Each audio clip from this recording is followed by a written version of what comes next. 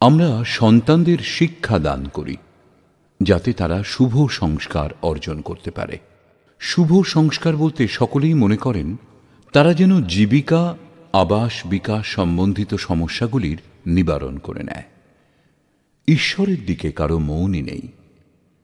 কিছু ব্যক্তি এত প্রাচুর্যের মধ্যে থাকেন প্রভুকে ডাকার কোনো প্রয়োজনই বোধ করেন না। কিন্তু এ সমস্তই পার্থিব বস্তু। না চাইলেও এই সব বৈভব এখানেই ত্যাগ করে যেতে হবে। এইরূপ স্থিতিতে ঈশ্বরের পরিচয়ই একমাত্র সম্বল, যা প্রদান করেছে যথার্থ গীতার এই দিব্য সংবাদ।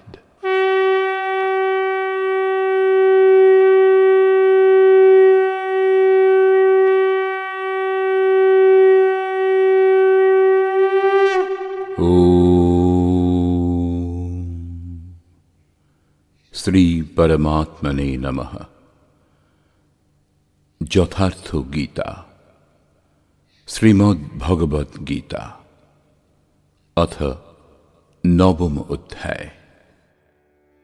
ষষ্ঠ অধ্যায় পর্যন্ত যোগেশ্বর শ্রীকৃষ্ণ যোগের ক্রমিক বিশ্লেষণ করেছেন, যা শুদ্ধ অর্থ ছিল যজ্ঞের প্রক্রিয়া।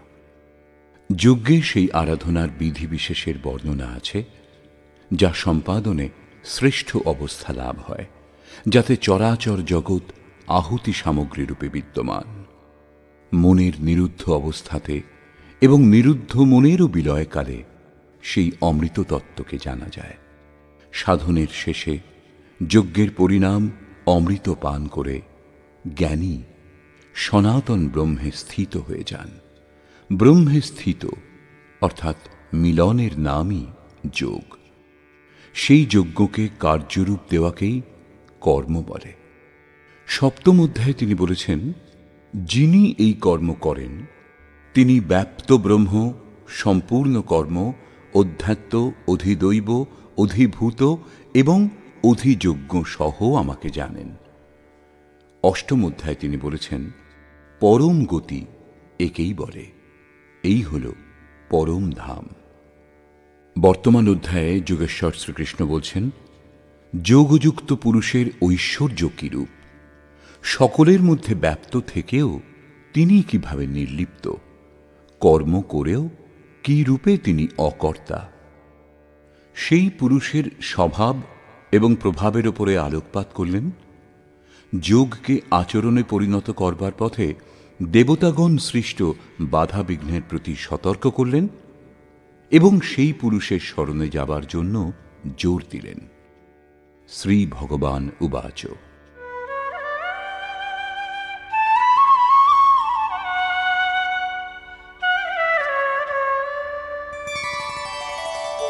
ইদন্তু তে গুহ্যতমম প্রবক্ষ্যাম্যনসূয়বে জ্ঞানম বিজ্ঞানসহিতম যজ্ঞাত্বা মোক্ষ্যসে শুভাৎ।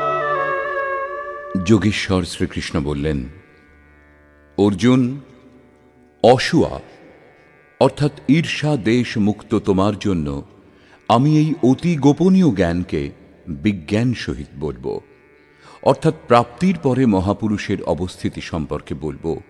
কিরূপে সেই মহাপুরুষ সর্বত্র একসঙ্গে কর্ম করেন, কিরূপে জাগৃতি প্রদান করেন, কিরূপে রথী হয়ে সর্বদা আত্মার সঙ্গে থাকেন। ইয়ৎ জ্ঞাত্বা, যা সাক্ষাৎ জানার পর তুমি দুঃখরূপ সংসার থেকে মুক্ত হয়ে যাবে। সেই জ্ঞান কিরূপ, এই প্রসঙ্গে বলছেন,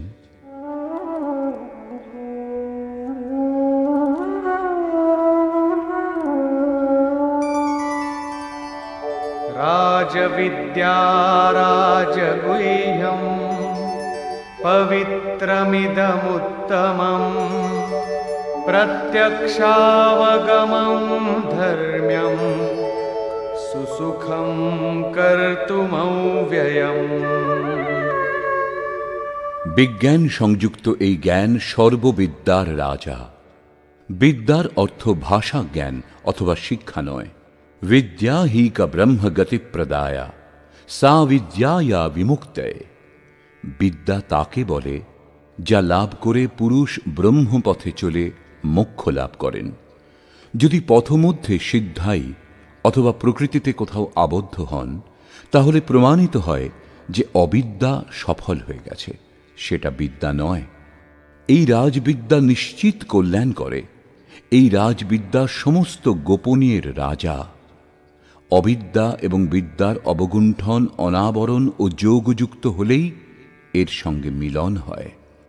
এই বিদ্যা অতি পবিত্র, উত্তম এবং প্রত্যক্ষ ফলযুক্ত। এদিকে করলেই ওদিকে ফললাভ হয়, এইরূপ প্রত্যক্ষ ফলযুক্ত।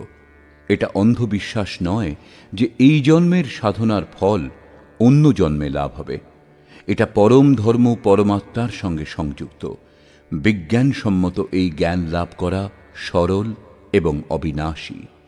দ্বিতীয় অধ্যায়ে যোগেশ্বর শ্রীকৃষ্ণ বলেছিলেন, অর্জুন, এই যোগপথে বীজের নাশ হয় না। এর অল্প সাধনও জন্মমৃত্যুর মহাভয় থেকে উদ্ধার করে। ষষ্ঠ অধ্যায়ে অর্জুন জিজ্ঞাসা করেছিলেন যে, ভগবান, শিথিল প্রযত্নশীল সাধক নষ্টভ্রষ্ট তো হয়ে যান না? শ্রীকৃষ্ণ বললেন, অর্জুন, প্রথমে তো কর্ম কি তা বোঝা আবশ্যক, এবং বোঝবার পরে সামান্য সাধন করে থাকলেও তা কোনো জন্মে কখনো বিনাশ হয় না। পরন্তু ওই সামান্য অভ্যাসের প্রভাবে প্রত্যেক জন্মে তারই আচরণ করেন এবং অনেক জন্মের সাধনার পরিণামস্বরূপ সেখানেই পৌঁছে যান যার নাম পরম গতি, অর্থাৎ পরমাত্মা।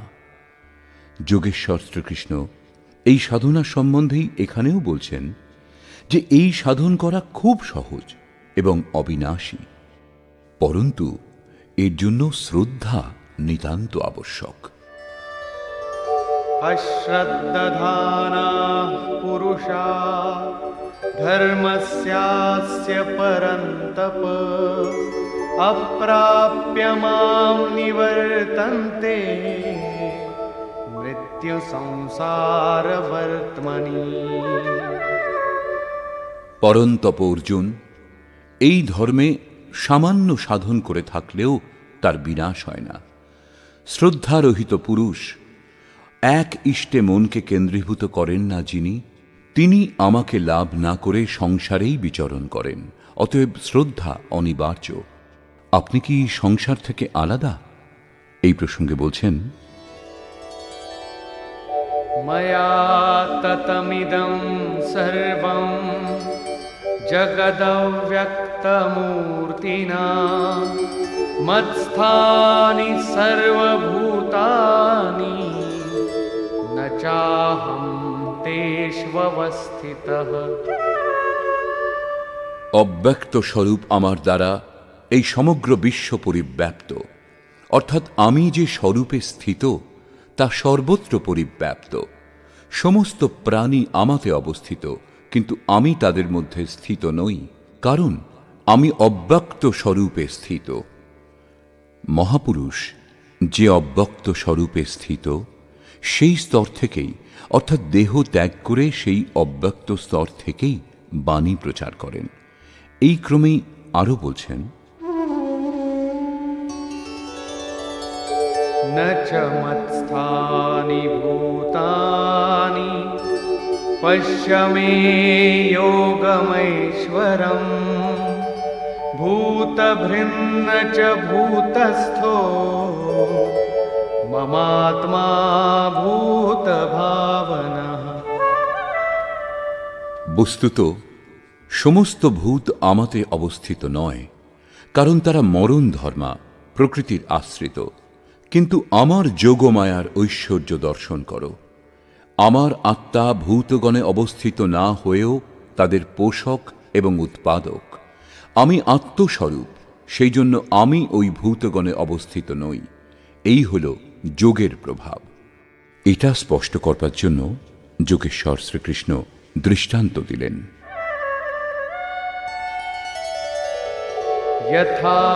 यथाकाशस्थितो नित्यं वायुः सर्वत्र गोमहान् तथा सर्वाणि भूतानि मत्स्थानीत्युपधारय।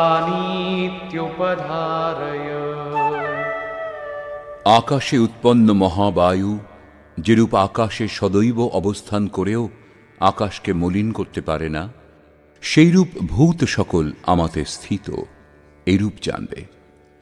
আমি আকাশবৎ নির্লিপ্ত, তারা আমাকে মলিন করতে পারে না। প্রশ্নটি সম্পূর্ণ হল। এইরূপ হয় যোগের প্রভাব। এখন প্রশ্ন, যোগী করেন কি? এই প্রসঙ্গে বলছেন,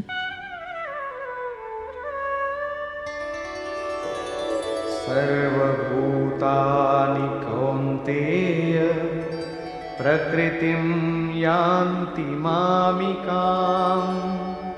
कल्पक्षये पुनस्तानि कल्पादौ विसृजाम्यहम्। অর্জুন, কল্পের বিলয়কালে সকল ভূত আমার প্রকৃতি অর্থাৎ আমার স্বভাব প্রাপ্ত হয় এবং কল্পাদিতে আমি তাদের পুনঃ পুনঃ বিসৃজামি বিশেষ রূপে সৃষ্টি করি। তারা আগে বিকৃত অবস্থাতে ছিল, তাদেরই রচনা করি, সুসজ্জিত করি। যারা অচেতন তাদের চেতনা প্রদান করি, কল্পের জন্য প্রেরিত করি। কল্পের তাৎপর্য উত্থানোন্মুখ পরিবর্তন। আসুরি সম্পদ ত্যাগ করে পুরুষ যেমন যেমন দৈবী সম্পদের অধিকারী হন, তেমন তেমন কল্পের আরম্ভ হয় এবং যখন ঈশ্বরভাব প্রাপ্ত হন তখনই কল্পের শেষ হয়। নিজের কর্ম সম্পূর্ণ করে কল্প বিলীন হয়ে যায়। ভজনের আরম্ভ কল্পের আদি এবং যেখানে লক্ষ্য স্পষ্ট হয় সেটাই ভজনের পরাকাষ্ঠা। কল্পের শেষ সেখানেই। যখন প্রত্যেক আত্মা যোনির কারণভূত রাগ দেশাদি থেকে মুক্ত হয়ে নিজ শাশ্বত স্বরূপে স্থির হয়ে যায়, এই অবস্থা সম্বন্ধেই শ্রীকৃষ্ণ বলছেন যে আমার প্রকৃতি প্রাপ্ত হয়। যে মহাপুরুষ প্রকৃতিকে বিলীন করে স্বরূপে স্থিত হন, তাঁর আবার প্রকৃতি কি? তার মধ্যে কি প্রকৃতি এখনো বাকি? না। তৃতীয় অধ্যায়ের ৩৩ সংখ্যক শ্লোকে যোগেশ্বর শ্রীকৃষ্ণ বলেছেন, সমস্ত প্রাণী নিজ প্রকৃতিকে প্রাপ্ত হয়।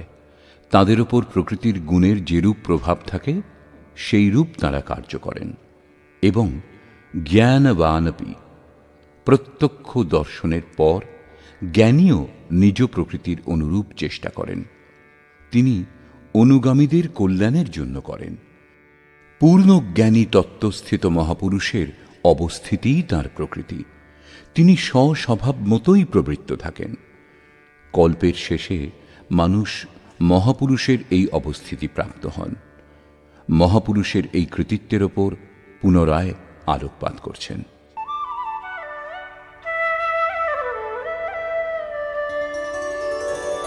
प्रकृतिं स्वामवष्टभ्य विसृजामि पुनः पुनः भूतग्राममिमं कृत्स्नम् अवशं प्रकृतेर्वशात्। স্বীয় প্রকৃতি অর্থাৎ মহাপুরুষের অবস্থিতি স্বীকার করে প্রকৃতের বশাৎ নিজ নিজ স্বভাবে স্থিত প্রকৃতির গুণগুলির বশীভূত এই সমস্ত ভূত সমুদায়কে আমি পুনঃ পুনঃ বিসৃজামি বিশেষ রূপে সৃষ্টি করি, সুসজ্জিত করি। স্বীয় স্বরূপের দিকে এগিয়ে যাবার জন্য তাদের প্রেরণা প্রদান করি। তাহলে তো আপনি এই কর্ম দ্বারা আবদ্ধ। न च मां तानि कर्माणि निबध्नन्ति धनञ्जय उदासीनवदासीनम् असक्तं तेषु कर्मसु। চতুর্থ অধ্যায়ের ৯ম শ্লোকে যোগেশ্বর শ্রীকৃষ্ণ বলেছিলেন, মহাপুরুষের কার্যপ্রণালী অলৌকিক হয়। ৯ম অধ্যায়ের ৪র্থ শ্লোকে বলেছেন, আমি অব্যক্ত রূপে কর্ম করি। এখানেও বলছেন, ধনঞ্জয়, আমি যে সমস্ত কর্ম অব্যক্ত রূপে করি সেগুলিতে আমার আসক্তি নেই। উদাসীন পুরুষের ন্যায় অবস্থিত বলে পরমাত্মস্বরূপ আমাকে সেই সকল কর্ম আবদ্ধ করতে পারে না। কারণ কর্মের পরিণামে যে লক্ষ্য প্রাপ্ত হয় তাতে আমি অবস্থিত, সেই জন্য সেই সমস্ত কর্ম করার জন্য আমি বাধ্য নই। প্রশ্ন ছিল স্বভাবের সঙ্গে যুক্ত প্রকৃতির কার্যগুলির। মহাপুরুষের অবস্থিতি ছিল, তার রচনা ছিল। এখন আমার অধ্যক্ষতায় মায়া যা সৃষ্টি করে তা কি? তাও একটা কল্প। मयाध्यक्षेण प्रकृतिः सूयते सचराचरम् हेतुनानेन कौन्तेय जगद्विपरिवर्तते।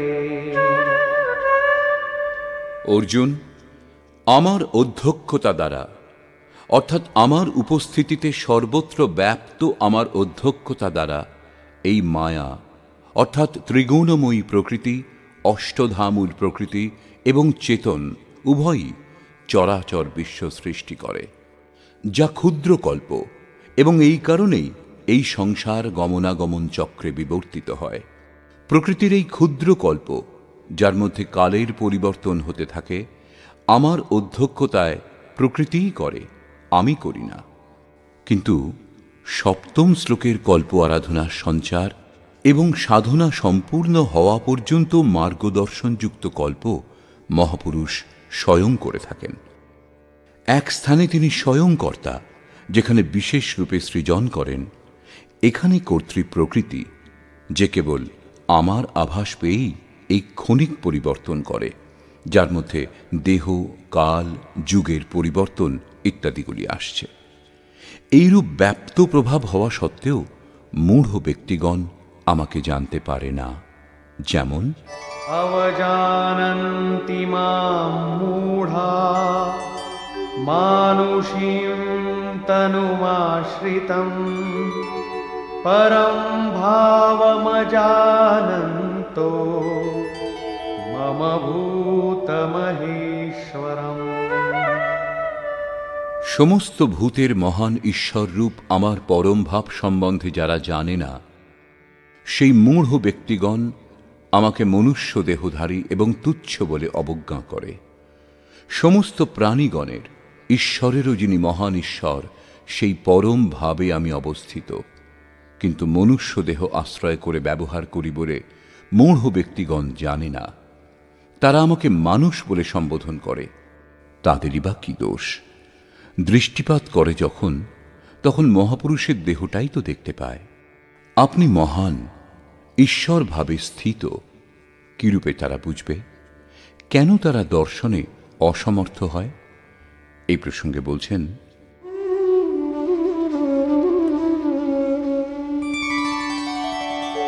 मोघाशामोघकर्माणो मोघज्ञानाविचेतसः राक्षसीमासुरीं चैव प्रकृतिं मोहिनीं श्रिताः। তারা বৃথা আশা অর্থাৎ যা কখনো পূর্ণ হবে না এইরূপ আশা, বৃথা কর্ম অর্থাৎ বন্ধনকারী কর্ম, এবং বৃথা জ্ঞান যা বস্তুত অজ্ঞান, বিচেতসঃ বিশেষ রূপে অচেতন, রাক্ষস এবং অসুরের ন্যায় মোহপ্রাপ্ত হয়, এইরূপ স্বভাব ধারণ করে থাকে, অর্থাৎ আসুরী স্বভাব যুক্ত হয়। সেই জন্য মানুষ বলে অবজ্ঞা করে। অসুর এবং রাক্ষস ভাব মনেরই স্বভাব, জাতি প্রসূত বা যোনি প্রসূত নয়। যাদের আসুরী স্বভাব তারা আমাকে জানতে পারে না, কিন্তু মহাত্মাগণ আমাকে জানেন এবং ভজনা করেন। महात्मानस्तु मां पार्थ दैवीं प्रकृतिमाश्रिताः भजन्त्यनन्यमनसो ज्ञात्वा भूतादिमौ व्ययम्। হে পার্থ, পরন্তু দৈবী প্রকৃতি অর্থাৎ দৈবী সম্পদ আশ্রয় করে মহাত্মাগণ আমাকে সর্বভূতের আদি কারণ, অব্যক্ত এবং অক্ষর জেনে অনন্য মনে, অর্থাৎ মনের অন্তরালে অন্য কাউকে স্থান না দিয়ে কেবল আমাতে শ্রদ্ধাযুক্ত হয়ে নিরন্তর আমাকে ভজনা করেন। কিরূপে ভজনা করেন এই প্রসঙ্গে বলছেন, সততং কীর্তয়ন্তো মাং यतन्तश्च दृढव्रताः नमस्यन्तश्च मां भक्त्या नित्ययुक्ता उपासते। তারা নিরন্তর চিন্তনের ব্রতে দৃঢ় থেকে আমার গুণের স্মরণ করেন, প্রাপ্তির জন্য যত্নশীল হন এবং পুনঃ পুনঃ আমাকে নমস্কার করে সদা সমাহিত হয়ে অনন্য ভক্তি দ্বারা আমার উপাসনা করেন, অবিরল নিযুক্ত থাকেন। কি উপাসনা করেন? এই কীর্তিমান কিরূপ? অন্য কোনো উপাসনা নয়, পরন্তু সেই যজ্ঞ যা বিস্তারপূর্বক বলেছেন। সেই আরাধনা সম্বন্ধেই যোগেশ্বর শ্রীকৃষ্ণ এখানে সংক্ষেপে পুনরায় বলছেন। জ্ঞানযজ্ঞেন চাপ্যন্যে यजन्तो मामुपासते एकत्वेन पृथक्त्वेन बहुधा विश्वतो मुखम्। তাদের মধ্যে কেউ কেউ সর্বব্যাপ্ত বিরাট পরমাত্মারূপ আমাকে জ্ঞানযোগ্য দ্বারা যজন করেন, অর্থাৎ নিজের লাভ লোকসান এবং সামর্থ্য বুঝে এই নিয়ত কর্মযজ্ঞে প্রবৃত্ত হন। কেউ কেউ একত্বভাবে আমার উপাসনা করেন। তাকে সেই পরমাত্ম তত্ত্বে একীভূত হতে হবে এবং কেউ সমস্ত কিছু আমাকে পৃথক রেখে আমাকে সমর্পণ করে নিষ্কাম সেবাভাব দ্বারা আমার উপাসনা করেন এবং নানাভাবে উপাসনা করেন। কারণ এই সকলই একটা যজ্ঞেরই উঁচু নিচু স্তর মাত্র। সেবা থেকেই যজ্ঞ আরম্ভ হয়। কিন্তু এই যজ্ঞের অনুষ্ঠান হয় কিরূপে? যোগেশ্বর শ্রীকৃষ্ণ বলছেন, যজ্ঞ আমি করি। যদি মহাপুরুষ রথী না হন তাহলে যজ্ঞ সম্পূর্ণ হবে না। তাঁর নির্দেশ পেয়েই সাধক বুঝতে সক্ষম হন যে কোন স্তরে তিনি এখন কত দূর এগিয়েছেন। বস্তুত যজ্ঞকর্তা কে? এই প্রসঙ্গে যোগেশ্বর শ্রীকৃষ্ণ বলছেন,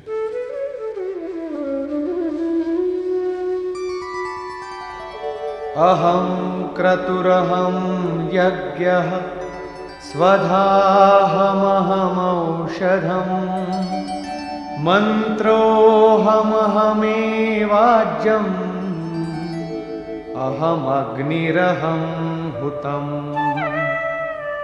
আমি কর্তা। বস্তুত কর্তাকে প্রেরক রূপে সঞ্চালন করেন ইষ্ট। কর্তার দ্বারা যেটুকু সম্ভব হয় তা আমার কৃপা। আমি যজ্ঞ, যজ্ঞ আরাধনার বিধি বিশেষ মাত্র। যজ্ঞ সম্পূর্ণ হবার পর পরিণামস্বরূপ যে অমৃত প্রাপ্ত হয় তা পান করে পুরুষ সনাতন ব্রহ্মকে জানতে পারেন। আমি স্বধা, অর্থাৎ অতীতের অনন্ত সংস্কার বিলীন করা, তাদের তৃপ্ত করতে সক্ষম হওয়া, সেটা আমারই কৃপা। আমি ভবরোগ দূর করবার ঔষধি। আমাকে লাভ করার পর মনুষ্যগণ এই রোগ থেকে মুক্ত হয়ে যায়। আমি মন্ত্র। সাধক আমারই কৃপাতে মনকে শ্বাসের অন্তরালে নিরুদ্ধ করতে সমর্থ হয়। এই নিরোধ ক্রিয়াতে যে আজ্য অর্থাৎ হবি বস্তু তীব্রতা আনে তা আমি। আমারই প্রকাশে মনের সমস্ত প্রবৃত্তি বিলীন হয় এবং আহুতি অর্থাৎ সমর্পণও আমি। এখানে যোগেশ্বর শ্রীকৃষ্ণ বারবার আমি এই কথা বলছেন। এর তাৎপর্য এই যে আমি প্রেরক রূপে আত্মা থেকে অভিন্ন হয়ে এবং নিরন্তর নির্ণয় করে যোগক্রিয়া সম্পূর্ণ করতে সাহায্য করি। একেই বিজ্ঞান বলে। পূজ্য মহারাজজি বলতেন যে যতক্ষণ পর্যন্ত ইষ্টদেব রথী হয়ে শ্বাস প্রশ্বাসের গতি নিয়ন্ত্রণ করতে শুরু করে না দেন ততক্ষণ পর্যন্ত ভজন আরম্ভই হয় না। কেউ হাজার চোখ বুজে ভজন করুক, দেহ কৃশ করুক, কিন্তু যতক্ষণ সেই পরমাত্মা যাকে লাভ করতে আমরা ইচ্ছুক, যে স্তরে আমরা দাঁড়িয়ে সেই স্তর থেকে আত্মা থেকে অভিন্ন হয়ে জাগ্রত না হন, ততক্ষণ ঠিকভাবে ভজনের স্বরূপ বোঝা যায় না। সেজন্য মহারাজজি বলতেন, আমার স্বরূপ ধারণ করো, আমি সব দেব। শ্রীকৃষ্ণ বলছেন, সব কিছু আমি প্রদান করি।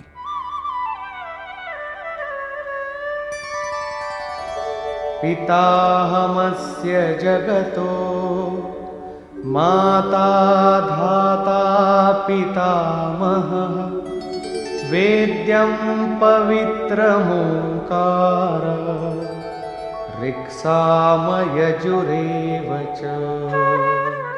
অর্জুন, আমি সম্পূর্ণ জগতের ধাতা অর্থাৎ ধারণকর্তা, পিতা অর্থাৎ পালনকর্তা, মাতা অর্থাৎ জন্মদাত্রী, পিতামহ অর্থাৎ মূল উদ্গম, যাতে সকলেই লীন হয়ে যায়, এবং জানবার যোগ্য পবিত্র ওঙ্কার অর্থাৎ অহম আকার ইতি ওঙ্কার, সেই পরমাত্মা আমার স্বরূপে স্থিত, সোহং তত্ত্বমসি ইত্যাদি একে অন্যের পর্যায়ভুক্ত।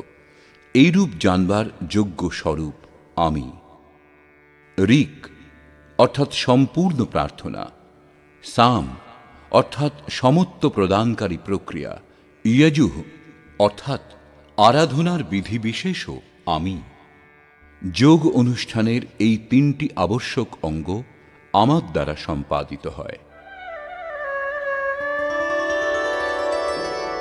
গতির্ভর্তা প্রভু সাক্ষী নিবাস শরণম সুহৃৎ প্রভব প্রলয় স্থানম নিধানম বীজমব্যয়ম।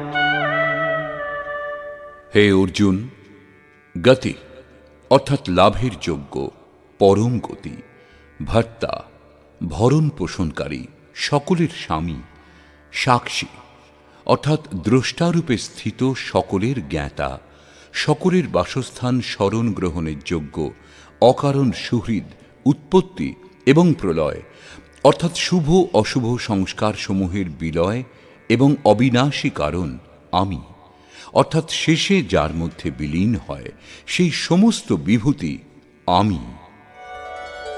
तपाम्यहमहं वर्षं निगृह्णाम्युत्सृजामि च अमृतं चैव मृत्युश्च सदसच्चाहमर्जुन। সূর্যরূপে আমি উত্তাপ বিকিরণ করি, বর্ষা আকর্ষণ করি, মৃত্যুর অতীত যে অমৃত তত্ত্ব এবং মৃত্যু, সৎ ও অসৎ সব আমি, অর্থাৎ যে পরম প্রকাশ প্রদান করে সেই সূর্যও আমি। যারা ভজনা করেন, কখনো কখনো তারা আমাকে অসৎ বলে মনে করেন, তাদের মৃত্যু হয়। এইরূপ বলছেন। त्रैविद्या मां सोमपाः पूतपापाः यज्ञैरिष्ट्वा स्वर्गतिं प्रार्थयन्ते ते पुण्यमासाद्य सुरेन्द्रलोकम् अश्नन्ति दिव्यान् दिवि देवभोगान्। আরাধনা বিদ্যার অঙ্গ তিনটি, ঋক, সাম এবং যজু, অর্থাৎ প্রার্থনা, সমত্বের প্রক্রিয়া এবং ভজনার আচরণ করেন যারা, সোম অর্থাৎ চন্দ্রমার ক্ষীণ প্রকাশ যারা পেয়ে থাকেন, পাপ থেকে মুক্ত হয়ে পবিত্র পুরুষ সেই যজ্ঞের নির্ধারিত প্রক্রিয়ার আচরণ করেন, আমাকে ইষ্টরূপে পূজা করেন, স্বর্গপ্রাপ্তির জন্য প্রার্থনা করেন। একেই অসৎ কামনা বলে। এতে তাদের মৃত্যু ঘটে, তাদের পুনর্জন্ম হয়। যেরূপ এর আগে শ্লোকটিতে যোগেশ্বর বলেছেন, তারা আমারই পূজা করেন, সেই নির্ধারিত বিধি দ্বারাই করেন, কিন্তু পরিবর্তে স্বর্গ কামনা করেন, সেই পুরুষগণ পুণ্যকর্মের ফলস্বরূপ ইন্দ্রলোক লাভ করেন, স্বর্গে অপ্রাকৃত দেবভোগ উপভোগ করেন, অর্থাৎ আমি সেই ভোগ প্রদান করি। ते तं भुक्त्वा स्वर्गलोकं विशालम् क्षीणे पुण्ये मर्त्यलोकं विशन्ति एवं त्रयी धर्ममनुप्रपन्ना गतागतं कामकामा लभन्ते। তারা সেই বিপুল স্বর্গলোক উপভোগ করে পুণ্য ক্ষয় হলে মৃত্যুলোক অর্থাৎ জন্ম মৃত্যুর চক্রে বিবর্তিত হন। এইরূপ ত্রয়ী ধর্মম প্রার্থনা, সমত্ব এবং ভজনার তিনটি বিধি দ্বারা একটা যজ্ঞেরই অনুষ্ঠান করেন যারা, তারা আমার শরণাগত হলেও সকাম হওয়ার জন্য পুনঃ পুনঃ যাতায়াত অর্থাৎ পুনর্জন্ম লাভ করেন। কিন্তু তাদের মূল কখনো নাশ হয় না, কারণ এই পথে বীজের নাশ হয় না। কিন্তু যারা কোনরূপ কামনা করেন না, তারা কি লাভ করেন? अनन्याश्चिन्तयन्तो मां ये जनाः पर्युपासते तेषां नित्याभियुक्तानां योगक्षेमं वहाम्यहम्। অনন্যভাবে আমাতে স্থিত ভক্তগণ পরমাত্মস্বরূপ আমারই নিরন্তর চিন্তন করেন, পর্যুপাসতে লেশ মাত্র ত্রুটি না রেখে আমার উপাসনা করেন, সেই নিত্য একইভাবে সংযুক্ত পুরুষগণের যোগক্ষেম স্বয়ং আমি বহন করি, অর্থাৎ তাদের যোগের সুরক্ষার সমস্ত দায়িত্ব নিজের হাতে তুলে নিই। এরপরেও লোকে অন্যান্য দেবতাগণের ভজনা করে।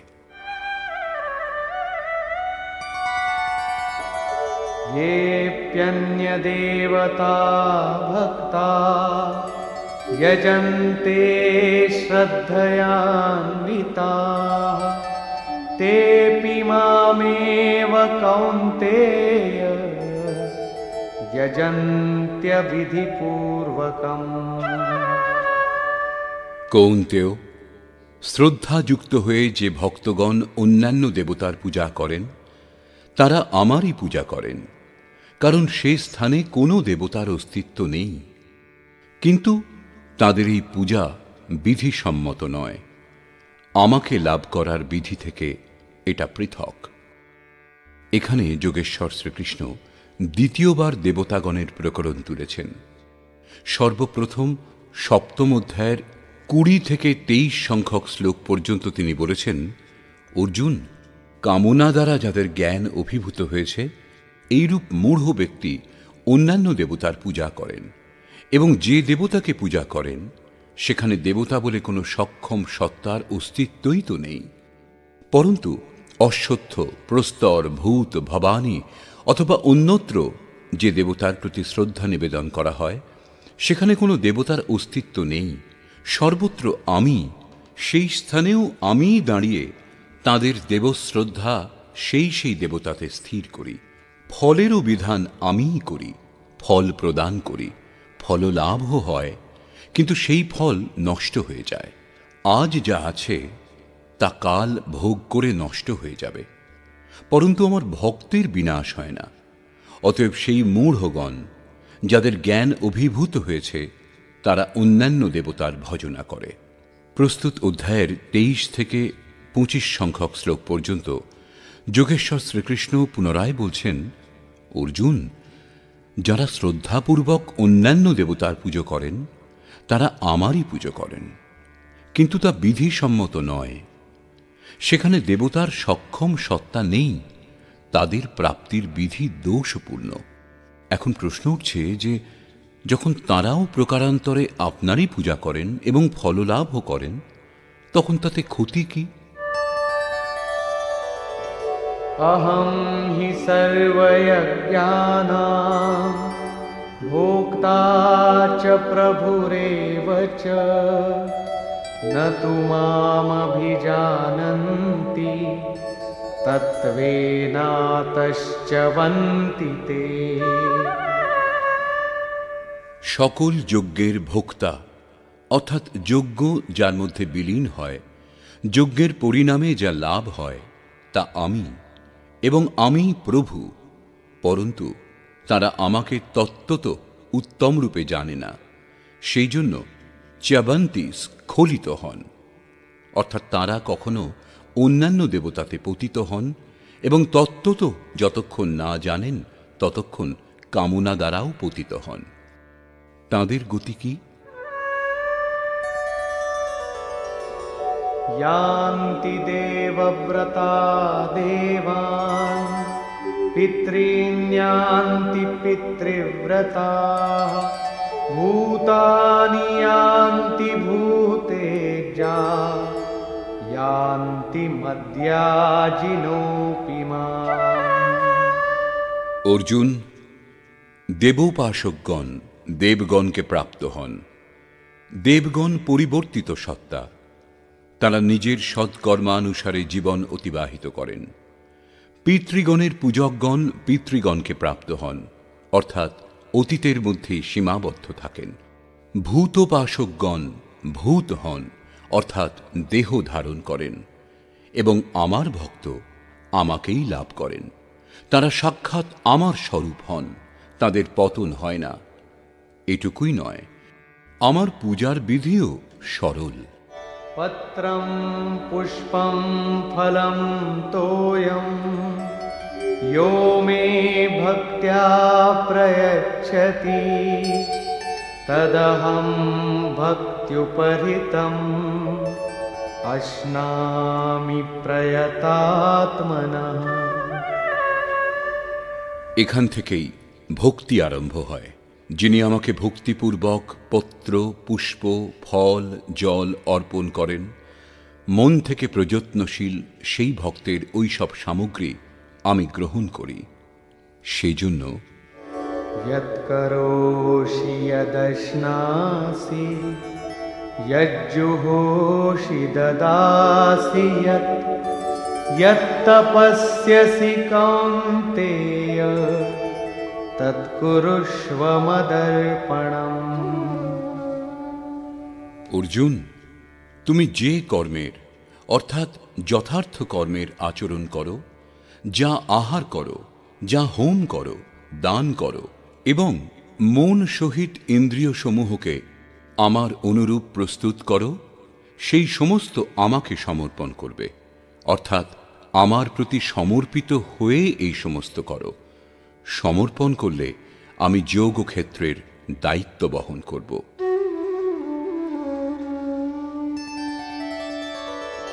शुभाशुभफलैरेवं मोक्ष्यसे कर्मबन्धनैः सन्न्यासयोगयुक्तात्मा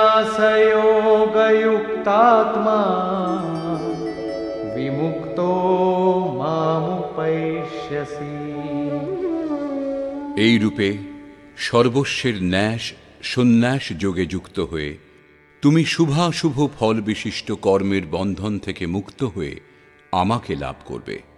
এই তিনটি শ্লোকেই যোগেশ্বর শ্রীকৃষ্ণ ক্রমবদ্ধভাবে সাধন এবং তার পরিণামের বর্ণনা করেছেন।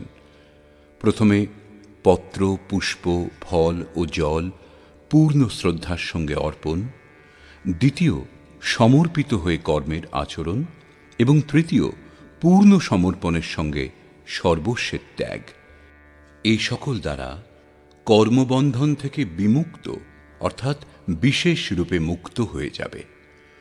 মুক্ত হলে লাভ কি? বলছেন আমাকে লাভ করবে। এখানে মুক্তি এবং প্রাপ্তি একে অন্যের পূরক। আপনার প্রাপ্তিই হল মুক্তি। তাহলে তাতে লাভ? এই প্রসঙ্গে বলছেন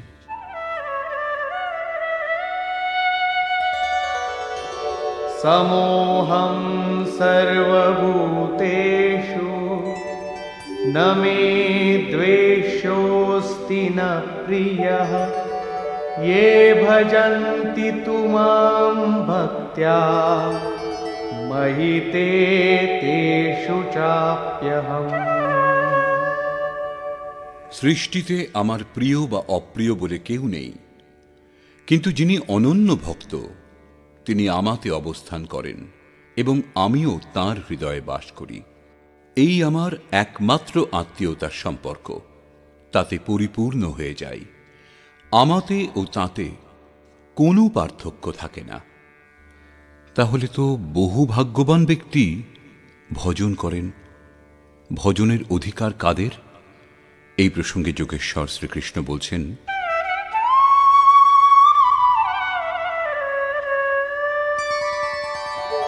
अपि चेत् सुदुराचारो भजते मामनन्यभाक् साधुरेव समन्तव्यः सम्यग् व्यवसितो हि सः। অতি দুরাচারীও যদি অনন্যভাবে অর্থাৎ অন্য ন আমাকে ছাড়া কোনো অন্য বস্তু অথবা দেবতাকে ভজনা না করে কেবল আমারই নিরন্তর ভজনা করে, তাহলে তাকে সাধু বলে মনে করবে। যদিও এখন সে সাধু নয়, কিন্তু তার সাধু হওয়াতে কোনো সন্দেহও নেই, কারণ সে যথার্থ নিশ্চয়াত্মক হয়েছে। অতএব ভজন আপনিও করতে পারেন, শর্ত কেবল এই যে আপনি মানুষ হবেন, কারণ মানুষই যথার্থ নিশ্চয়াত্মক হয়। গীতা শাস্ত্র পাপীদের উদ্ধার করে এবং সেই পথিক क्षिप्रं भवति धर्मात्मा शश्वच्छान्तिं निगच्छति कौन्तेय प्रतिजानीहि न मे भक्तः प्रणश्यति। ভজনের প্রভাবে সেই দুরাচারীও শীঘ্রই ধর্মাত্মা হন, পরম ধর্ম পরমাত্মার সঙ্গে সংযুক্ত হন এবং সদা শাশ্বত পরম শান্তি লাভ করেন। কৌন্তেয়, আমার ভক্ত কখনো নষ্ট হয় না, তুমি নিশ্চিত জানবে। একটা জন্মে মুক্তি লাভ না হলে পরের জন্মগুলিতে সেই সাধন সম্পূর্ণ করে শীঘ্রই পরম শান্তি লাভ করেন। অতএব সদাচারী দুরাচারী ভজনের অধিকার সকলেরই। শুধু তাই নয়, मां हि पार्थव्यपाश्रित्य येऽपि स्युः पापयोनयः स्त्रियो वैश्यास्तथा शूद्राः तेऽपि यान्ति परां गतिम्।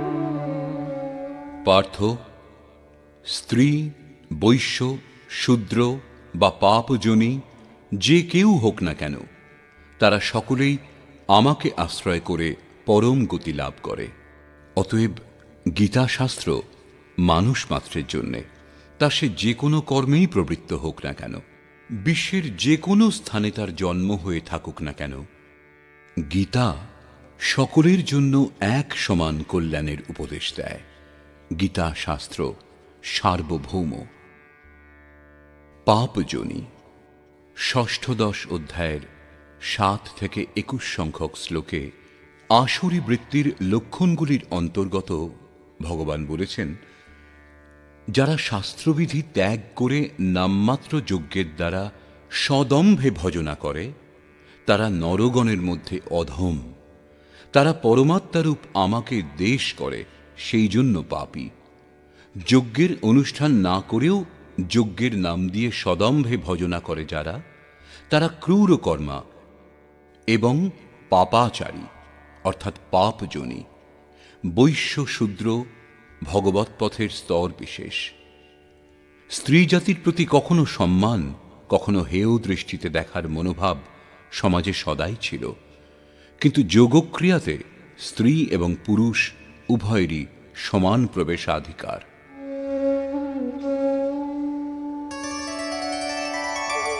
किं पुनर्ब्राह्मणाः पुण्या भक्ता राजर्षयस्तथा अनित्यमसुखं लोकम् इमं प्राप्य भजस्व माम्। তাহলে ব্রাহ্মণ এবং রাজর্ষি ক্ষত্রিয় শ্রেণীর ভক্তগণের জন্য কি বলার থাকতে পারে? ব্রাহ্মণ হল এক অবস্থা বিশেষ। এই অবস্থাপ্রাপ্ত সাধকের মধ্যে ব্রহ্মে স্থিত হওয়ার সমস্ত যোগ্যতা পাওয়া যায়। শান্তি, আর্জব, অনুভবে উপলব্ধি, ধ্যান এবং ইষ্টের নির্দেশ অনুসারে চলবার ক্ষমতা যার মধ্যে আছে তিনিই ব্রাহ্মণ। রাজর্ষি ক্ষত্রিয়ের মধ্যে ঋদ্ধি সিদ্ধির সঞ্চার, শৌর্য, প্রভুভাব, পশ্চাৎপদ না হওয়ার মনোভাব থাকে। এই স্তরের যোগী মুক্ত হয়ে যান, তাদের জন্য কিছু বলবার থাকে না। অতএব অর্জুন, তুমি সুখবিহীন ক্ষণভঙ্গুর এই মনুষ্য দেহ ধারণ করেছ যখন, তখন আমারই ভজনা করো। এই নশ্বর দেহের প্রতি আসক্ত হয়ে সময় নষ্ট করো না। যোগেশ্বর শ্রীকৃষ্ণ এখানে চতুর্থবার ব্রাহ্মণ, ক্ষত্রিয়, বৈশ্য এবং শূদ্রের চর্চা করলেন। দ্বিতীয় অধ্যায়ে তিনি বলেছিলেন, ক্ষত্রিয়ের জন্য যুদ্ধ অপেক্ষা শ্রেষ্ঠ কল্যাণের আর কোনো পথ নেই। তৃতীয় অধ্যায়ে তিনি বলেছিলেন, স্বধর্মে নিধন ও শ্রেয়স্কর। সংক্ষেপে চতুর্থ অধ্যায়ে তিনি বলেছিলেন, 4 বর্ণের সৃষ্টি করেছি আমি। তাহলে কি মানুষের বিভাগ 4 জাতিতে করেছেন? বললেন, না, গুণ কর্ম বিভাগশঃ। গুণের পরিমাপে কর্মকে 4 শ্রেণীতে ভাগ করা হয়েছে। শ্রীকৃষ্ণের অনুসারে কর্ম হল একমাত্র যজ্ঞের প্রক্রিয়া। অতএব এই যজ্ঞের অনুষ্ঠান যারা করেন তারা 4 প্রকারের হন। প্রবেশকালে এই যজ্ঞকর্তা শূদ্র, অল্পজ্ঞ হয়। এই পথে এগিয়ে কিছু ক্ষমতা লাভ হলে আত্মিক সম্পত্তি কিছু কিছু সংগ্রহ হয় যখন, তখন এই যজ্ঞকর্তাই বৈশ্য শ্রেণীতে প্রবেশ করে। এই স্তর থেকে আরও উন্নত হলে, প্রকৃতির 3টি গুণকে সংযত করার ক্ষমতা সম্পন্ন হলে সেই সাধকই ক্ষত্রিয় শ্রেণীতে প্রবেশ করেন। এবং যখন এই সাধকের স্বভাবে ব্রহ্মানুভূতির যোগ্যতা লাভ হয়, তখন সাধক ব্রাহ্মণ হন। শূদ্র ও বৈশ্য শ্রেণীর সাধকের থেকে ক্ষত্রিয় ও ব্রাহ্মণ শ্রেণীর সাধকগণ ঈশ্বর প্রাপ্তির অধিক সমীপে অবস্থান করেন। শূদ্র ও বৈশ্য ব্রহ্মের অন্তর্ভুক্ত হয়ে শান্ত হবে। তাহলে যারা এর চেয়ে উঁচু অবস্থা লাভ করেছেন তাদের জন্য কি বলা বাকি থাকে? তারা তো লাভ করবেনই। গীতা যে সমস্ত উপনিষদের সার সর্বস্ব, সেগুলি ব্রহ্মবিদুষী মহিলাদের কাহিনীতে পরিপূর্ণ। তথাকথিত ধর্মভীরু গোঁড়া ব্যক্তিগণ বেদ অধ্যয়নের অধিকার অনধিকারের ব্যবস্থা নিয়ে অনর্থক মস্তিষ্ক চালনায় ব্যস্ত থাকুক। যোগেশ্বর শ্রীকৃষ্ণের স্পষ্ট বক্তব্য, যজ্ঞার্থ কর্মের নির্ধারিত ক্রিয়া পদ্ধতিতে স্ত্রী পুরুষ সকলেরই সমান অধিকার। সেই কারণে তিনি ভজন করবার জন্য উৎসাহ দিচ্ছেন। মন্মনা ভব মদ্ভক্তো মদ্যাজি মাম নমস্কুরু মামে বৈশ্যসি উক্ত্বৈবম আত্মানম মৎপরায়ণঃ। অর্জুন, মদ্গত চিত্ত হও। আমার অতিরিক্ত মনে যেন অন্য কোনো ভাবের উদয় না হয়। আমার অনন্য ভক্ত হও। অনবরত চিন্তনে প্রবৃত্ত থাকো। শ্রদ্ধাপূর্বক নিরন্তর আমাকেই পূজা করো এবং আমাকেই নমস্কার করো।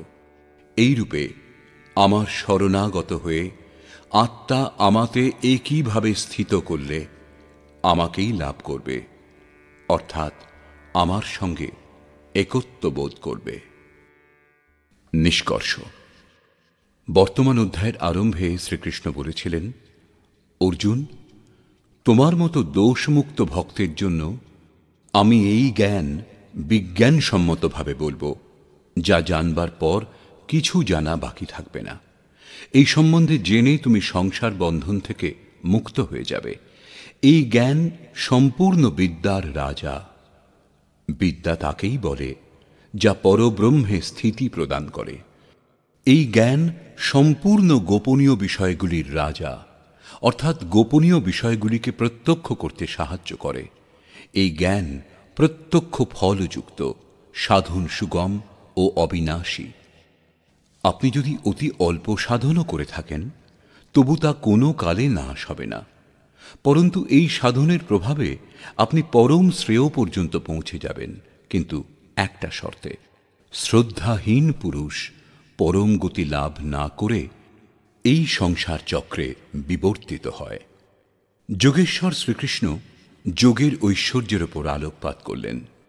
দুঃখের সংযোগের বিয়োগকেই যোগ বলে, অর্থাৎ সংসারের সংযোগ বিয়োগ থেকে যা সর্বথা মুক্ত তার নামই যোগ। পরম তত্ত্ব পরমাত্মার মিলনের নাম যোগ। পরমাত্মার প্রাপ্তি যোগের পরাকাষ্ঠা। যিনি এতে স্থিতি লাভ করেছেন সেই যোগীর প্রভাব লক্ষ্য করো। সম্পূর্ণ ভূতগণের প্রভু এবং জীবধারীগণের পোষক হওয়া সত্ত্বেও আমার আত্মা ওই ভূতগণে স্থিত নয়। আমি আত্মরূপে স্থিত, সেই পরমাত্মা। আকাশে উৎপন্ন সর্বত্র বিচরণশীল বায়ু যেরূপ আকাশে স্থিত হয়েও তাকে মলিন করতে পারে না, সেইরূপ সমস্ত ভূত আমাতে স্থিত, কিন্তু আমি তাদের মধ্যে লিপ্ত নই। অর্জুন, কল্পের আদিতে ভূতগণকে বিশেষ রূপে সৃষ্টি করি, সুসজ্জিত করি, এবং কল্পের শেষে সমস্ত ভূত আমার প্রকৃতি, অর্থাৎ যোগে আরূঢ় যে মহাপুরুষ তাঁর অবস্থিতি, তাঁর অব্যক্ত ভাব লাভ করে। যদ্যপি মহাপুরুষ প্রকৃতির অতীত হন, কিন্তু প্রাপ্তির পরে স্বভাব অর্থাৎ স্বয়ংয়ে স্থিত থেকে লোকসংগ্রহের জন্য যে কাজ করেন তাই হয় তাঁর স্থিতি। এই স্থিতির কার্যকলাপকে সেই মহাপুরুষের প্রকৃতি বলে সম্বোধন করা হয়েছে। এক রচয়িতা আমি সমস্ত ভূতকে কল্পের জন্য প্রেরণা প্রদান করি, এবং আর এক রচয়িতা ত্রিগুণময়ী প্রকৃতি, যে আমার ইঙ্গিত পেয়ে চরাচর সহিত ভূতগণকে সৃষ্টি করে। এও এক কল্প, যার মধ্যে দেহ পরিবর্তন, স্বভাব পরিবর্তন এবং কাল পরিবর্তন নিহিত। গোস্বামী তুলসীদাসও তাই বলছেন, এক দুষ্ট অতিশয় দুঃখরূপা যা বস জীব পরাভব কূপা। এই প্রকৃতির রহস্য দুটি, বিদ্যা ও অবিদ্যা। এর মধ্যে অবিদ্যা অতিশয় দুষ্ট, দুঃখরূপ, যার দ্বারা বাধ্য হয়ে জীব ভবকূপে পড়ে আছে, যার প্রেরণাতে জীব কাল, কর্ম, স্বভাব এবং গুণের চক্রে জড়িয়ে যায়। অন্যটি বিদ্যা মায়া, যার সম্বন্ধে শ্রীকৃষ্ণ বলছেন, আমি সৃষ্টি করি। গোস্বামীজির অনুসারে প্রভু সৃষ্টি করেন। এক রচৈ জগ গুণ বস যাকে, প্রভু প্রেরিত নহি নিজ বলতাকে। এটি জগতের রচনা করে, গুণ যার আশ্রিত। কল্যাণকর গুণ একমাত্র ঈশ্বরে বিদ্যমান। প্রকৃতির কোনো গুণই নেই, তা নশ্বর, কিন্তু বিদ্যাতে প্রভুই প্রেরক রূপে কর্ম করেন। এইরূপ কল্প দুই প্রকার, বস্তু, দেহ এবং কালের পরিবর্তন এক প্রকারের কল্প। কিন্তু এই যে পরিবর্তন, তা প্রকৃতি আমার ইঙ্গিত পেয়ে করে, কিন্তু এর থেকে শ্রেষ্ঠ কল্প, যা আত্মাকে নির্মল রূপ প্রদান করে, তার বিন্যাস মহাপুরুষ করেন। তারা অচেতন ভূতগণকে সচেতন করেন। ভজনের আদি এই কল্পের আরম্ভ, এবং ভজনের পরাকাষ্ঠা হল কল্পের শেষ। যখন এই কল্প ভবরোগ থেকে সম্পূর্ণরূপে নিরোগ করে শাশ্বত ব্রহ্মে স্থিতি প্রদান করে, সেই স্থিতি অবস্থা লাভের সময় যোগী আমার অবস্থিতি এবং আমার স্বরূপ লাভ করেন। প্রাপ্তির পরে মহাপুরুষের অবস্থিতিকেই তাঁর প্রকৃতি বলে। ধর্মগ্রন্থগুলিতে গল্পের মাধ্যমে উল্লেখ করা হয়েছে যে 4টি যুগ সম্পূর্ণ হওয়ার পরেই কল্প সম্পূর্ণ হয়, মহাপ্রলয় হয়। প্রায়ই লোকে এর যথার্থ সম্বন্ধে বুঝতে পারে না। যুগের তাৎপর্য হল দুই। যতক্ষণ আপনি পৃথক, আরাধ্য পৃথক, ততক্ষণ যুগধর্ম থাকবে। গোস্বামীজি রামচরিতমানসের উত্তরকাণ্ডে এই বিষয়ে চর্চা করেছেন। যখন তামসিক গুণ কাজ করে, রাজসিক গুণ অল্প মাত্রাতে থাকে, তখন চারিদিকে শত্রুতা এবং বিরোধ ভাব দেখা দেয়। এইরূপ ব্যক্তি কলিযুগীয় হয়, সে ভজনে অক্ষম হয়। কিন্তু সাধনা আরম্ভ হলে যুগের পরিবর্তন হয়, রাজসিক গুণের বৃদ্ধি হয়, তামসিক গুণ ক্ষীণ হয়ে আসে, স্বভাবে সামান্য সাত্ত্বিক গুণও চলে আসে। হর্ষ এবং ভয়ের দ্বিধা অন্তর্মনে চলতে থাকে, তখন সেই সাধক দাপর যুগের অবস্থা লাভ করে। ক্রমশ সাত্ত্বিক গুণের বাহুল্য হলে রজোগুণ স্বল্প মাত্রায় থাকে, আরাধনা কর্মে আসক্তি হয়। ত্যাগের ক্ষমতা লাভ করে ত্রেতা যুগে এইরূপ সাধক বহু যজ্ঞ করেন। যজ্ঞানাং জপযজ্ঞোস্মি, যে জপ যজ্ঞের শ্রেণীতে পড়ে সেই জপ, যার ওঠানামা শ্বাস প্রশ্বাসে তার অনুষ্ঠান করবার ক্ষমতা লাভ হয়। যখন শুধু সত্যগুণ বাকি থাকে, বৈষম্যের ভাব বিলুপ্ত হয়, সমতা লাভ হয়, এটাই কৃতযুগ অর্থাৎ কৃতার্থ যুগ অথবা সত্য যুগের প্রভাব। সেই সময় প্রত্যেক যোগী বিজ্ঞানী হন, ঈশ্বরকে সম্যক রূপে জানার যোগ্য হন, স্বাভাবিকভাবে ধ্যানমগ্ন হওয়ার ক্ষমতা তারা লাভ করেন। বিবেকীগণ মনের মধ্যে যে যুগধর্মের উত্থান পতন হয় তা বুঝতে পারেন। মনকে নিরুদ্ধ করবার জন্য অধর্মকে পরিত্যাগ করে ধর্মে প্রবৃত্ত হন। যখন নিরুদ্ধ মনের বিলয় হয়, তখন যুগের সঙ্গে কল্পও শেষ হয়ে যায়। পূর্ণত্বে স্থিতি প্রদান করে কল্পও শান্ত হয়ে যায়। একেই প্রলয় বলে, যখন প্রকৃতি পুরুষে বিলীন হয়। এরপর মহাপুরুষের যা অবস্থিতি, তাই তার প্রকৃতি, তার স্বভাব। যোগেশ্বর শ্রীকৃষ্ণ বলছেন, অর্জুন, মূঢ় ব্যক্তি আমাকে জানে না, ঈশ্বরেরও ঈশ্বর আমাকে তুচ্ছ বলে মনে করে, সাধারণ মানুষ ভাবে। প্রত্যেক মহাপুরুষের সঙ্গে এই বিড়ম্বনা হয়, তৎকালীন সমাজ তাদের উপেক্ষা করে, তীব্রভাবে তাদের বিরোধ করা হয়েছে। শ্রীকৃষ্ণ এর অপবাদ ছিলেন না। তিনি বলছেন যে আমি পরমভাবে স্থিত, কিন্তু শরীর আমার মানুষেরই। সেই জন্য মূঢ়গণ আমাকে তুচ্ছ বলে, মানুষ বলে সম্বোধন করে। এইরূপ ব্যক্তিগণের আশা, কর্ম, জ্ঞান সব ব্যর্থ। এইরূপ ব্যক্তিগণ যা খুশি তাই বলে, যে কোনো কাজ করে বলে আমরা কামনা করি না। এইরূপ বললেই যেন নিষ্কাম কর্মযোগী হওয়া যায়।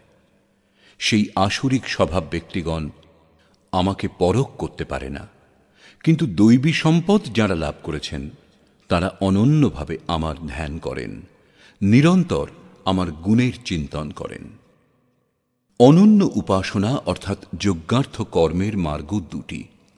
প্রথমটি জ্ঞানযজ্ঞ, অর্থাৎ নিজের ওপর নির্ভর করে নিজের সামর্থ্য বুঝে সেই নিয়ত কর্মে প্রবৃত্ত হওয়া, এবং অন্যটি প্রভু সেবক ভাবের, যার মধ্যে সদ্গুরুর প্রতি সমর্পিত হয়ে সেই কর্মই করা হয়। এই দুটি দৃষ্টিকোণের মাধ্যমে লোকে আমার উপাসনা করে, কিন্তু তাদের দ্বারা যতটুকু কর্ম সম্ভব হয় সেই যজ্ঞ, আহুতি, কর্তা, শ্রদ্ধা এবং ঔষধি যেগুলির দ্বারা ভবরোগের চিকিৎসা হয় তা আমি। শেষে যে গতি লাভ হয় সেই গতিও আমি। এই যজ্ঞকেই লোকে ত্রৈবিদ্যা, প্রার্থনা, ভজনা এবং সমত্ব প্রদানকারী বিধিগুলির মাধ্যমে সম্পাদন করেন, কিন্তু পরিবর্তে স্বর্গের কামনা করেন। আমি তা প্রদানও করি। তার প্রভাবে তাঁরা ইন্দ্রপদ প্রাপ্ত হন, দীর্ঘকাল ধরে উপভোগ করেন, কিন্তু পুণ্য ক্ষীণ হলে তাঁদের পুনর্জন্ম হয়। সঠিক ক্রিয়া হওয়া সত্ত্বেও ভোগ কামনা করার জন্য তাঁদের পুনর্জন্ম হয়। সেই জন্য ভোগের কামনা করা উচিত নয়। যিনি অনন্যভাবে অর্থাৎ আমি ছাড়া অন্য কেউ নেই এরূপ ভাব নিয়ে নিরন্তর আমার চিন্তন করেন, লেশমাত্রও ত্রুটি না রেখে ভজনা করেন, তাঁর যোগের সুরক্ষার দায়িত্ব আমি নিজ হাতে তুলে নিই। এরপরেও কিছু সংখ্যক লোক অন্যান্য দেবতার পূজা করে, তারা আমারই পূজা করে, কিন্তু আমার প্রাপ্তির বিধি তা নয়। সম্পূর্ণ যজ্ঞের ভোক্তা যে আমি, এটা তারা জানে না, অর্থাৎ তারা পূজার পরিণামে আমাকে লাভ করে না, সেই জন্য তাদের পতন হয়। তারা দেবতা, ভূত অথবা পিতৃগণের কল্পিত রূপে নিবাস করে, কিন্তু আমার ভক্ত আমার মধ্যে নিবাস করে, আমার স্বরূপ লাভ করে। যোগেশ্বর শ্রীকৃষ্ণ এই যজ্ঞার্থ কর্মকে অতি সহজ বলছেন। তিনি বলছেন, ফল, ফুল অথবা যা কিছু শ্রদ্ধার সঙ্গে আমাকে অর্পণ করা হয় তা আমি গ্রহণ করি। অতএব অর্জুন, তুমি সমস্ত আরাধনা আমাকে সমর্পণ করো। যখন সর্বস্বের ন্যাস হবে, তখন তুমি যোগযুক্ত হয়ে কর্মের বন্ধন থেকে মুক্ত হয়ে যাবে, এবং সেই মুক্তিও আমার স্বরূপ এক। বিশ্বের সমস্ত প্রাণী আমার, কোনো প্রাণীর প্রতি আমার প্রীতি বা দেশ ভাব নেই। আমি তটস্থ থাকি, কিন্তু যিনি আমার অনন্য ভক্ত, আমি তার মধ্যে অবস্থিত এবং তিনি আমার মধ্যে স্থিত। অত্যন্ত দুরাচারী, জঘন্যতম পাপীও যদি অনন্য ভক্তি শ্রদ্ধার সঙ্গে আমাকে ভজনা করে, তাহলে সে সাধু মান্য করার যোগ্য। যদি সে দৃঢ় নিশ্চয় হয়, তাহলে সে শীঘ্রই পরমের সঙ্গে সংযুক্ত হয়ে যায় এবং সদা শাশ্বত পরম শান্তি লাভ করে। এখানে শ্রীকৃষ্ণ স্পষ্ট করলেন, ধার্মিককে, এই সৃষ্টির অন্তর্ভুক্ত যে কোনো প্রাণী যদি অনন্যভাবে এক পরমাত্মার ভজনা করে, তাকে চিন্তন করে, তাহলে সে শীঘ্রই ধার্মিক হয়ে যায়। অতএব সেই ব্যক্তি ধার্মিক যে একমাত্র পরমাত্মার স্মরণ করে। অবশেষে আশ্বাস দিচ্ছেন, অর্জুন, আমার ভক্ত কখনো নষ্ট হয় না। শূদ্র, নীচ, আদিবাসী, অনাদিবাসী, যে কোনো নামধারী, পুরুষ অথবা স্ত্রী, পাপজনী, তির্যকজনী, সকলেই আমার শরণাগত হয়ে পরম শ্রেয় লাভ করে। সেই জন্য অর্জুন, সুখ রহিত, ক্ষণভঙ্গুর কিন্তু দুর্লভ মনুষ্য দেহ ধারণ করেছ যখন, তখন আমার ভজনা করো। তাহলে ব্রহ্মে স্থিতি প্রদানকারী যোগ্যতাগুলির সঙ্গে যিনি যুক্ত, সেই ব্রাহ্মণ, এবং যিনি রাজর্ষিত্বের স্তর থেকে ভজনা করেন, এইরূপ যোগীর জন্য কি বলার থাকতে পারে? তারা তো প্রকৃতিদ্বন্দ্বের অতীত। অতএব অর্জুন, নিরন্তর আমাতেই মনকে যুক্ত করো, নিরন্তর নমস্কার করো। এই রূপে আমার শরণাগত হয়ে তুমি আমাকেই লাভ করবে, যেখান থেকে ফিরে আসতে হয় না। প্রস্তুত অধ্যায়ে সেই বিদ্যার ওপর আলোকপাত করেছেন যা শ্রীকৃষ্ণ স্বয়ং জাগ্রত করেন। এটি রাজবিদ্যা, একবার জাগ্রত হলে নিশ্চিত রূপে কল্যাণ করে। অতএব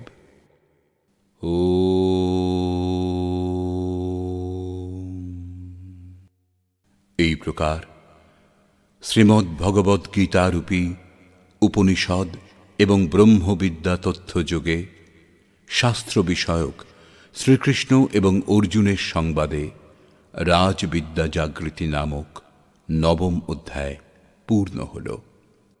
এই প্রকার শ্রীমৎ পরমহংস পরমানন্দজির শিষ্য স্বামী অর্গড়ানন্দকৃত শ্রীমদ্ ভগবদ্ গীতার ভাষ্য যথার্থ গীতাতে রাজবিদ্যা জাগৃতি নামক নবম অধ্যায় সমাপ্ত হল।